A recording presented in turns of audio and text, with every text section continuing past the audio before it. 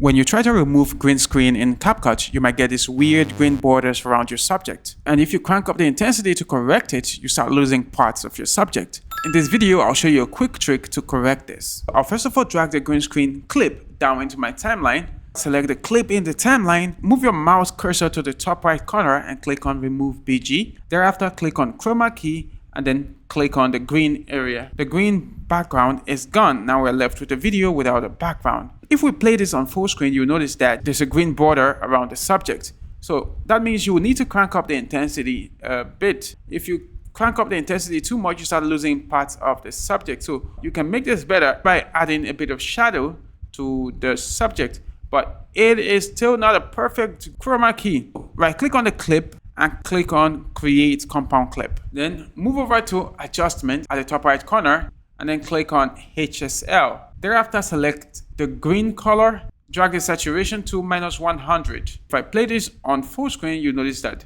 we have a perfect chroma key with no green borders around the subject. We can go ahead and drag the background for our video into our timeline. This is a picture I downloaded from pexels.com. The subject is not showing because it is below the background. So we want to click and drag this to a layer above. This is how I get the perfect chroma key in CapCut. Let me know what you think about this trick. Subscribe and give this video a thumbs up.